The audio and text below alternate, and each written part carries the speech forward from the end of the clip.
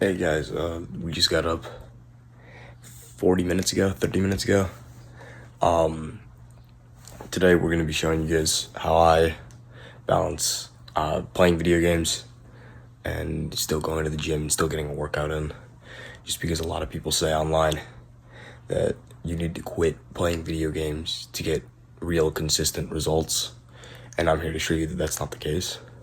So today we've got first round of playoffs for MHSEL, the Michigan Esports League for high school. We got our first round of playoffs, and then I will show you guys how I try to balance getting a workout in and also being able to play video games. Alright, I will see you guys in a bit. Hey, we just got to school. Need to change into my uniform. Then obviously we have to get through school. Then we'll have our esports game at the end of the day. It'll be, I think, 4 o'clock. So 4 to 6 at the latest, 4 to 5 probably. So I will check back in with you guys at 4 to 5. All right. Well, gotta get through school. See you guys. All right, guys. Just at the end of school. We got our game in literally an hour and 20 minutes. I'm gonna go throw my jersey on. We'll go inside. We'll start warming up, and then we'll check back in with you when the actual game starts. All right, see you, boys. All right, guys, we're back. We got first round of playoffs literally in 3 minutes. So we'll be in there. We'll go and set up the camera, and then we'll start rolling. All right. All right, guys. We just got done with the playoff game. We won 3-0. They weren't that great. You guys can watch the other video. I'll link it in the description. When I get home, I'll play some more, and then I'll start talking to you guys about how you're gonna manage both playing video games and working out, because I know for a lot of people, including me, it was really difficult to start. So all right, guys, I finally got done with everything.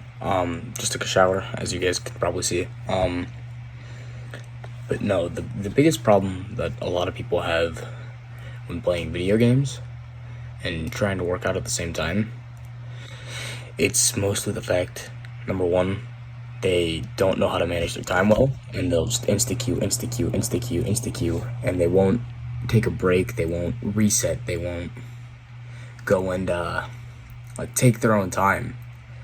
They'll just keep re-queuing. So what I mainly like to do is whenever I get a loss of any kind, I will stop, not queue again. I will sit there.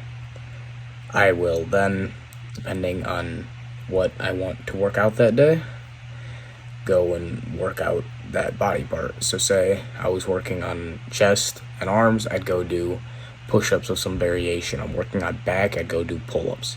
Legs, squats, calves, calf raises, so on and so forth. And so I like to either rep out like 10 of whatever exercise I feel like doing, and that's one way to do it. Or another way I like to do is I kind of set like a limit for myself. If I hit a certain amount of losses, I will go stop playing, and then I will go to do a full workout of whatever muscle group you'll want to hit. So and instead of just it being a normal workout, it's also stopping you from rage queuing and selling your rank or whatever you're trying to do. So that's a way I like to do it. And another excuse a lot of people have is they're like, oh, I don't have the equipment. Oh, I can't do this because I don't own, etc., etc. And my response to that is, you don't need a lot of equipment to do a lot of workouts. I used to tell myself that too. I was like, oh, I can't go do a workout because I don't have, say, like a bench press. I don't have a barbell. I don't have a pull-up bar, stuff like that. But for push-ups, all you need is literally floor and yourself. You can just rack out as many push-ups as you want. And For pull-ups, you literally just need a dorm frame. I literally hang from a door frame. I just rep out a few pull-ups. It also works on finger strength too, which is really nice. Squats, literally just squats. All the other stuff I mentioned, it's literally you can do at home. Calf raises, just go like on the edge of a stair and go do calf raises.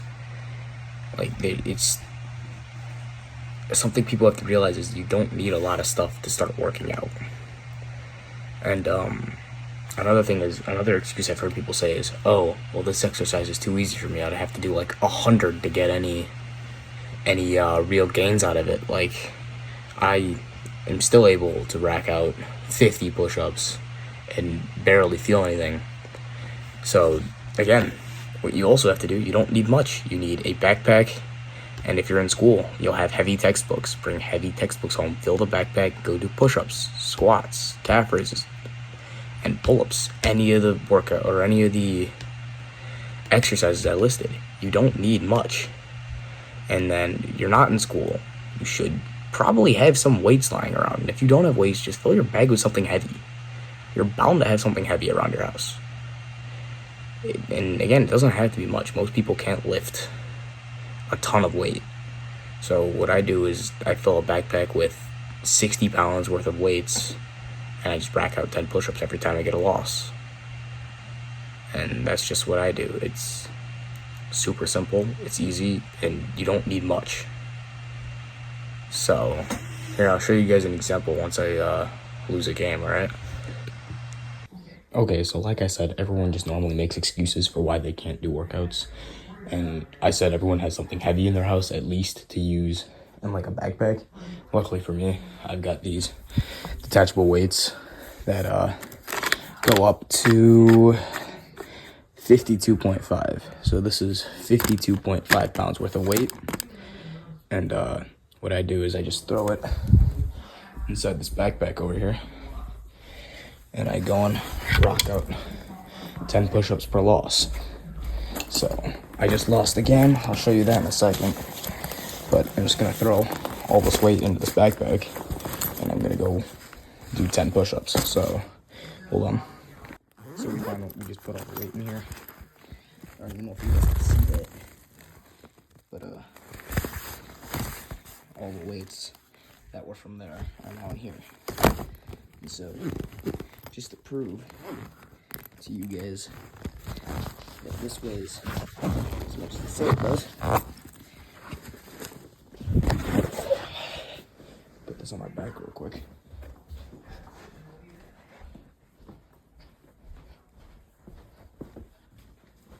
Walk it into here. Got a scale here.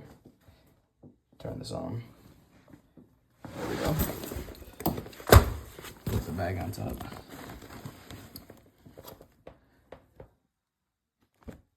Okay, it's a little lighter. I think I'm missing a weight from that set, but it's around 50 pounds. Just straight weight. So just throw that onto your back. Man, it's heavy to pick up and do 10 push-ups. So here, hold on. All right, so like I said, just lost 11-13 Valorant. I kind of suck in the game. We are not queuing up for another one yet, but I kind of suck at the game. Just started playing. Competitive, and then I'm unrated, as you guys can tell. Just started playing Valorant for a while, so we're trying that out. And then we got our backpack, and then here. So we got our backpack on, and since I lost, we're just gonna rip out some of these.